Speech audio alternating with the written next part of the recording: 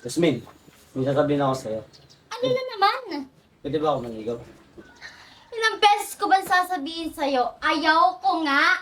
Di ka ba nakakaintindi? Baka kung saan mo pa ako iligaw na landas? Hindi. Pag napasakin ka naman eh, hindi ka naman maliligaw eh. Nasa tamang landas ka. Landas? Ay, hindi ko nga kailangan ng manliligaw. Ilang beses ko ba sasabihin sa'yo, hindi ka ba talaga nakakaintindi, ha? Wala eh. Anong gagawin ko dito sa nararamdaman ko? Pwede, tago mo. Pwede mo naman ikip yan eh.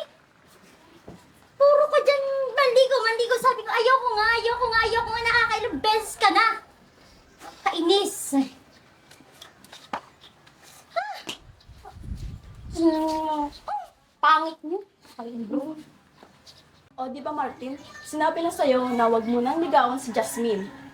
Paulit-ulit na rin namin ipinaintindi sa'yo na hindi ka na niya gusto. Kailang ulit na kami. Wala eh. Tigas na ng ulo mo. Wala akong magagawa. Eh, mahal ko nga siya eh. Mahal pero sinasaktan ka na. Sabi ko una pa lang, itigil mo na, huwag ka naman ligaw kay Jasmine. At wala kang pag-asa doon. Dami-dami diyang iba. Diba, hika nga nila, pagmahal mo, ipaglaban mo. Diba? Dami-dami diyang iba. Baka may nasa tabi-tabi lang. Na pinaglaban ka Ito ba? Ano mo niyan? Hindi.